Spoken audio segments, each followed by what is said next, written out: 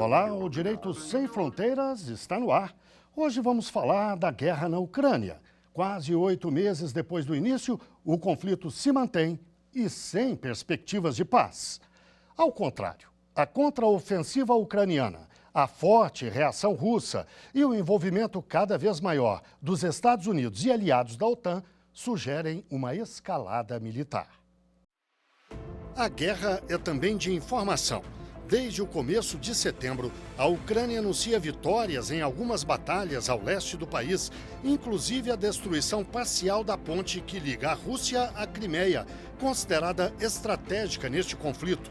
O governo de Vladimir Putin respondeu com uma chuva de mísseis e com números. Disse que desde o começo da luta, em fevereiro, derrubou cerca de 500 aviões e helicópteros ucranianos, além de destruir mais de 13 mil sistemas antiaéreos, tanques e outros veículos militares. E no último dia 2, a Rússia formalizou a anexação dos territórios de Donetsk, Kherson, Lugansk e Zaporíjia. A Assembleia Geral da ONU condenou a anexação com o voto de 143 países, inclusive o do Brasil. Os Estados Unidos e aliados da OTAN mantêm as sanções sobre a Rússia e enviam toneladas de armas à Ucrânia. São bilhões e bilhões de dólares em ajuda militar. Tudo isso eleva a tensão e deságua em ameaças de parte a parte. A Rússia sugere que uma possível admissão da Ucrânia na OTAN pode levar à Terceira Guerra Mundial. Os Estados Unidos fazem exercícios militares com aviões bombardeiros nucleares e apontam uma suposta intenção russa de usar esse tipo de arma. Para falar deste assunto, vamos conversar online com Danilo Porfírio, mestre em Direito e doutor em Ciências Sociais, e também com Álvaro Castelo Branco, professor de Direito Internacional. Muito obrigado aos dois pela participação aqui no Direito Sem Fronteiras. Eu começo com uma pergunta para o professor Danilo.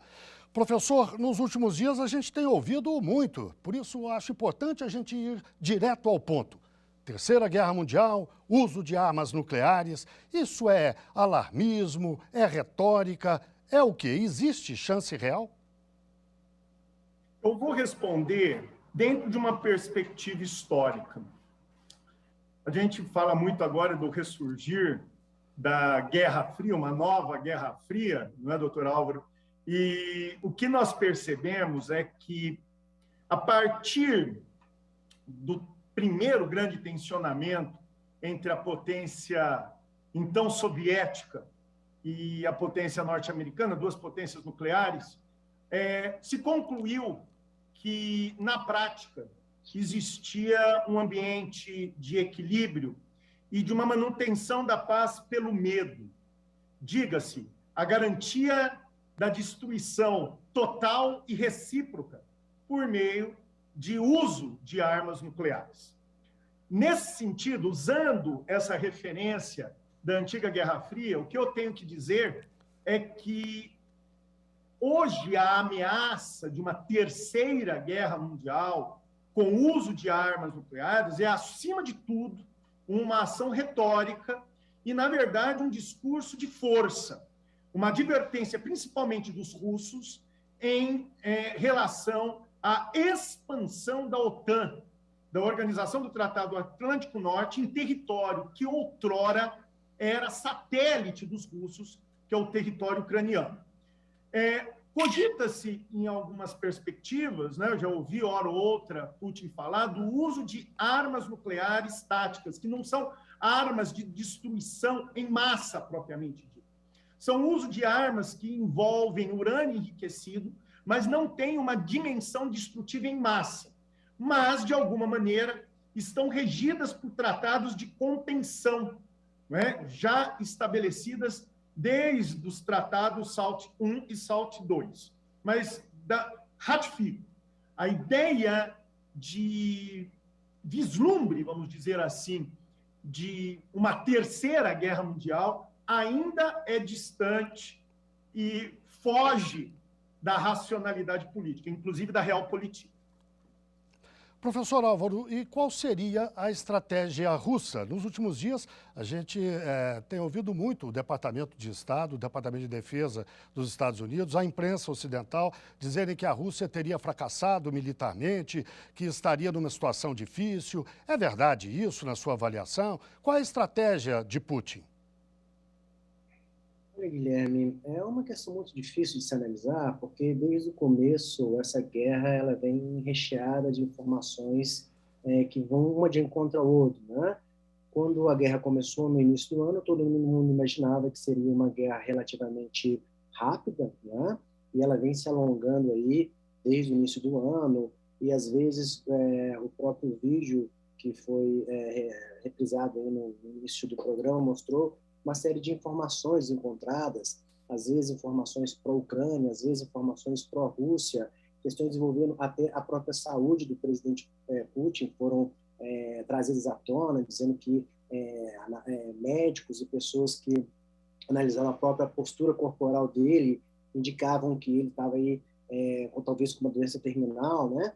Então a gente tem muitas informações, um excesso de informações, mas sem fontes muito confiáveis, né? Eu já li algumas reportagens ressaltando que é muito difícil combater a Rússia no período de inverno, e alguns estrategistas dizem que talvez a Rússia esteja empurrando um pouco essa batalha para o inverno europeu, né, que começa agora, e que talvez seria essa uma estratégia da Rússia, lembrando que ela nunca perdeu uma batalha no inverno, né? Professor Danilo, e a estratégia da OTAN, dos Estados Unidos e aliados europeus? Qual seria? Pois bem, o que nós temos, inclusive puxando o que o professor Alberto Castelo Branco falou, não é? Na verdade, inicialmente, observamos que os russos previam uma guerra com solução rápida, uma guerra de curto prazo, o que não aconteceu. Nós observamos que os europeus e os americanos, dentro dessa perspectiva da Liga Militar Ocidental, que não pode se envolver diretamente por meio de uso, né, de forças militares, mas de fornecimento de logística militar e de financiamento, deseja que a guerra seja a mais prolongada possível, na esperança do esgotamento logístico, militar e também econômico da Rússia. Essa é a grande estratégia que se mantém. De alguma maneira, o Ocidente adquiriu algumas vitórias pontuais por via indireta, aproximando países historicamente neutros ao campo de influência da OTAN. Finlândia, Suécia. Mas, em específico, a Ucrânia, a situação ainda é de impasse. É de impasse.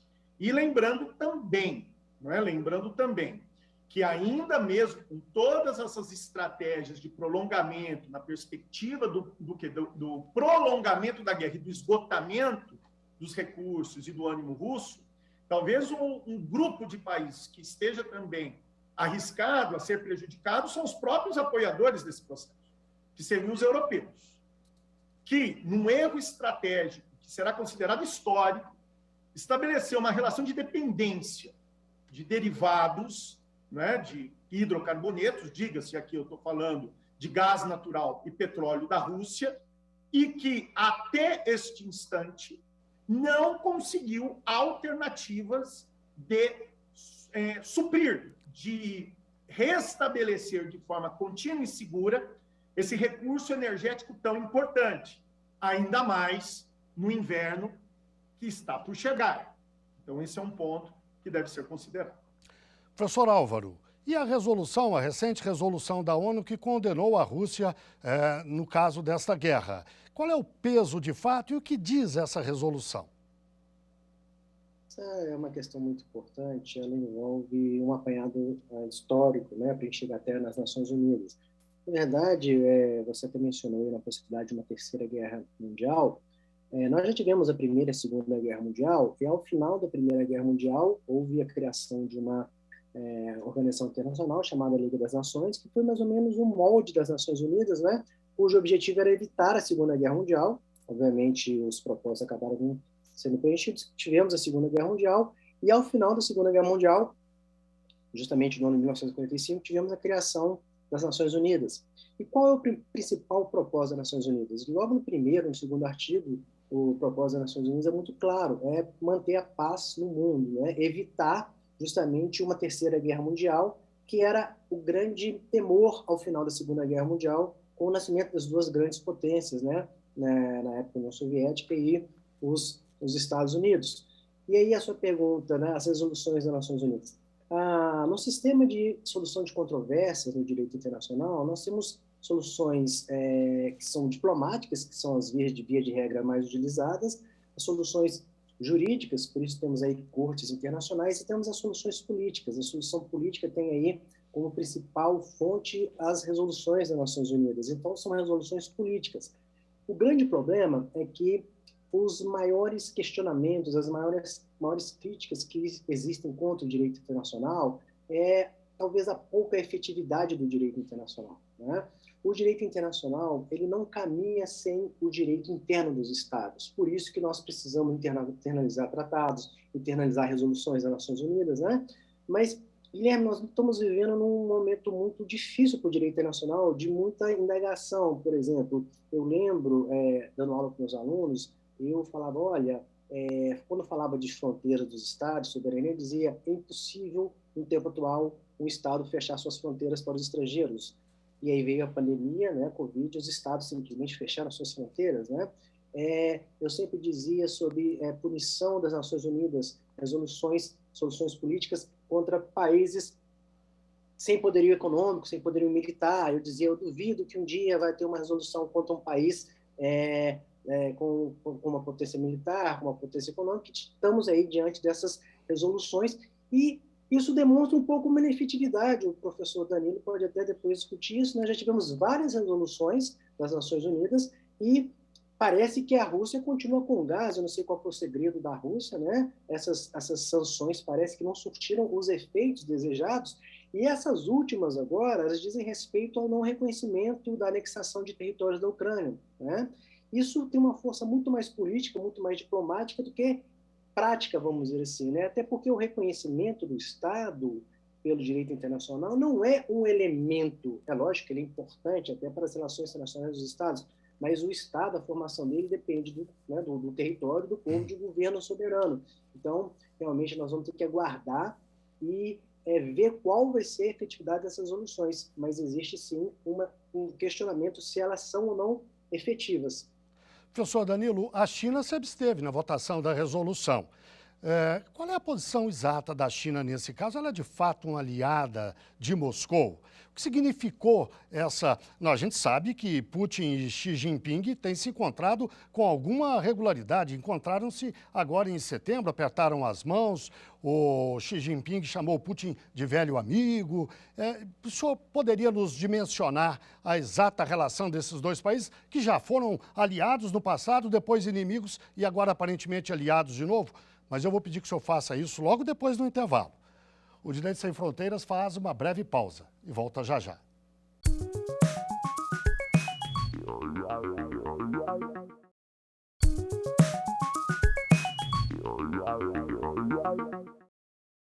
O Direito Sem Fronteiras está de volta. Hoje falamos da guerra na Ucrânia, da tensão cada vez maior entre as partes envolvidas. Os nossos convidados são Danilo Porfírio, mestre em Direito e doutor em Ciências Sociais, e ainda Álvaro Castelo Branco, professor de Direito Internacional. Professor Danilo, no bloco anterior eu deixei uma pergunta no ar para que o senhor respondesse agora. É sobre a posição da China. Ela se absteve na votação da ONU que condenou a Rússia pela anexação daqueles 4 territórios que a gente mencionou na reportagem lá no começo do programa. Qual é a posição real da China? Ela é de fato uma aliada da Rússia? Bom, primeiramente, a política externa chinesa é uma política pragmática. E o intuito da China, como potência em emergência, não é a mesma propriamente que os Estados Unidos, numa mesma situação de ascendência e apogeu, ao final do século XIX e durante o século XX, que é o século propriamente americano, de o quê? Estabelecer uma ordem universalista. O que seria essa ordem universalista? Essa ordem universalista nada mais é, que não só expandir mercado, expandir influência política, como também, senhores, os americanos sempre tiveram o interesse em levar para outros lugares do mundo os seus valores, os seus preceitos culturais, inclusive o seu modelo político e jurídico. Então, os americanos têm esse ímpeto universalista. Enquanto a China, na verdade, não pretende levar ao mundo seus parâmetros, seus valores, seus modelos. Ela quer estabelecer espaços de consolidação de interesse econômico. Ela quer o quê? Consolidar sua presença econômica no mundo, atendendo às suas demandas. Esse é o ponto da neutralidade. E lembrando muito bem, a resolução da ONU sobre a Ucrânia, essa última resolução, trata em confirmar a soberania dos territórios anexados pela Rússia, ou seja, a soberania é ucraniana. Na verdade, isso é um recado norte-americano. A soberania é da Ucrânia e a Ucrânia está fadada a fazer parte do nosso espaço. Esse é o ponto de tensionamento. A ONU, aqui, fez um belo papel de ratificação, né, por meio da ideia de soberania, né, dos interesses ocidentais. E a China, nesse sentido, não só não quer, em princípio, expor tensionamentos, rupturas que possam ameaçar seus interesses, mas quando eles se abstêm, na prática ela dá um recado. Ela não se alinha mais, ou, aliás, ela nunca se alinhou, né, enquanto potência, aos interesses ocidentais. Essa aproximação que se intensifica entre Rússia e China mostra que, na verdade, os russos e chineses estão atentos em rever esta ordem ocidental universalista, né, de ímpeto mundial, que se consolidou, né, e prevaleceu sobre o mundo ao longo do século XX e parte do século XXI. Nós observamos aqui a busca de um novo redesenhar de um palco político internacional em que a Rússia, a China e, quiçá, outros países dos BRICS se realinharão em prol do quê? De um novo desenho político, de um novo palco político internacional. Professor Álvaro, além dessa visão geopolítica estratégica que a China tem, na visão do professor Danilo, que outros interesses teria a China? Por exemplo, assegurar um apoio recíproco por parte da Rússia para a pretensão chinesa de reintegrar Taiwan ao poder do continente? Eu acho que essa questão política também está latente aí, né? E para completar a confusão que estamos vivendo no momento geopolítico, né, temos essa questão de Taiwan e, de certa forma, uma espécie de desafio norte-americano recente, né, a representante, que seria presidente da Câmara dos Deputados dos Estados Unidos, a Nancy Pelosi, foi recentemente numa visita a Taiwan, e a China se mostrou realmente contrária, dizendo que aquilo era uma ingerência dos Estados Unidos na soberania chinesa, e que, de certa forma, a China tem um pouco de razão, né? Seria mais ou menos, obviamente, você não tem movimento separatista nos Estados Unidos, mas seria como se o Havaí, por exemplo, tivesse pleiteando uma independência dos Estados Unidos e uma delegação governamental chinesa visitasse o Havaí no meio dessa rebelião, vamos dizer assim, né, desse movimento político. Então, existe, sim, um xadrez sendo jogado agora, né? Eu mencionei há pouco sobre o cenário geopolítico após a Segunda Guerra Mundial, que envolvia, de um lado, então, a União Soviética e os Estados Unidos, e agora o cenário ele se alterou um pouco, né? Temos aí a China, de certa forma, aliada política e talvez com interesses econômicos muito mais assemelhados e ligados à Rússia do que aos Estados Unidos, né? Então, na verdade, nós temos três grandes atores envolvidos nesse conflito que não se resume à Ucrânia, né? É um tensionamento de certa forma global, por isso que de vez em quando vem à tona a questão da Terceira Guerra Mundial, né? Que eu também acho que é uma retórica, concordando com o professor Danilo, faz parte de uma retórica que ela é inerente ao próprio jogo político, seja o jogo político interno, seja o jogo político internacional. Professor Álvaro, o senhor, como professor de Direito Internacional, pode nos ajudar rapidamente a entender uma outra questão. Os Estados Unidos e aliados da OTAN querem responsabilizar os russos por supostos crimes que eles teriam cometido. Como é que isso poderia ser feito? Pode ser feito? Sim, essa é uma questão extremamente complexa que envolve o direito humanitário e o direito penal internacional, né? Já existe, né, o que acontece? Após a Segunda Guerra Mundial, diante das atrocidades que foram cometidas, né, nós tivemos aí os tribunais de Nuremberg e Tóquio, que foram criados para julgar os crimes de guerra cometidos naquele campo de batalha, né? Na época, houve várias críticas por ser um tribunal de exceção, ele foi criado depois dos fatos, não havia a tipificação dos crimes quando os crimes foram cometidos, né? Então, assim, sob o ponto de vista moral, sob o ponto de vista de uma resposta aos crimes que foram cometidos, né, a gente pode dizer que foi uma resposta efetiva, mas sob o ponto de vista eminentemente jurídico, eles foram realmente tribunais de exceção. Depois tivemos outros tribunais também, mas em situações isoladas, até que, mais recentemente, foi criado o Tribunal Penal Internacional para justamente espancar todos esses questionamentos que existiam relacionados a eventual possibilidade de punição de crimes de guerra, crimes contra a humanidade. Mas aí nós temos um problema, Guilherme. A Rússia, ela até chegou a aderir ao TPI, mas ela saiu do tribunal, né? Ela denunciou o tratado e não faz parte do TPI, assim como a Ucrânia. A Ucrânia também não faz parte. E os Estados Unidos também, né? Os Estados Unidos também. Os Estados Unidos não só não faz parte, como os Estados Unidos, ele politicamente agiu para que os outros estados não aderissem ao TPI, porque, na verdade, não atenderia, talvez, os interesses dos Estados Unidos, né? Mas isso não impede, por quê? Porque existe um dispositivo no Estatuto de Roma, que é o documento que criou o TPI, que fala que um Estado ele pode ingressar depois no Estatuto de Roma, e há uma cláusula que diz que ele pode se manifestar no sentido de que o tribunal tenha competência nos crimes cometidos após a criação do tribunal, mas antes da adesão daquele Estado ao Estatuto de Roma. Então, existe juridicamente a possibilidade, embora ela também, como tudo no direito internacional, depende também de uma força política muito grande, né? Então, pode haver, sim, sanções sob o ponto de vista criminal, mas nós vamos ter que aguardar, né? E geralmente, as punições se dão dos vencedores sobre os vencidos, né? Nós vamos ter que aguardar. Bem, eu gostaria de fazer uma última pergunta ao professor Danilo.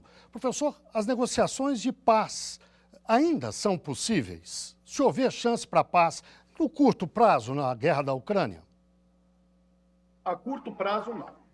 Primeiramente, Guilherme, quero só ratificar uma coisa que o professor Álvaro falou sobre a efetividade do direito internacional público.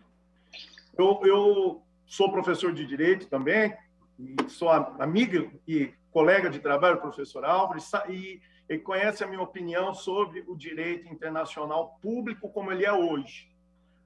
Aquele que acredita na efetividade do direito internacional público como ele é hoje, ou é ingênuo, ou é tolo, ou é cego. Ou é cego.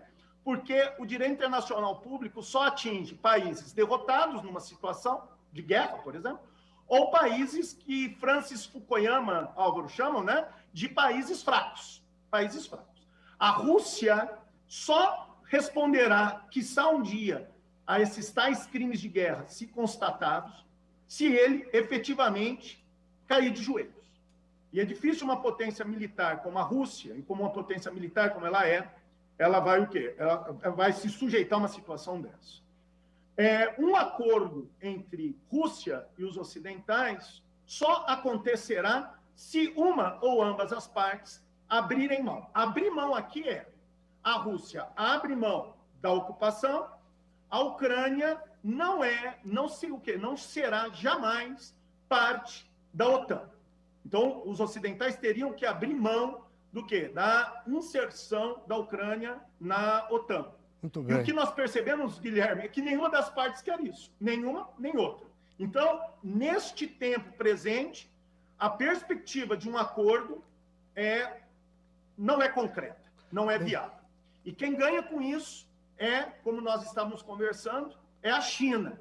Porque a China, inclusive, hoje, é a maior importadora de derivados de hidrocarbonetos russos a um preço bem menor do que era vendido para os europeus. Ganham também, obviamente, os fabricantes de armas, né? Agradecem empenhoradamente.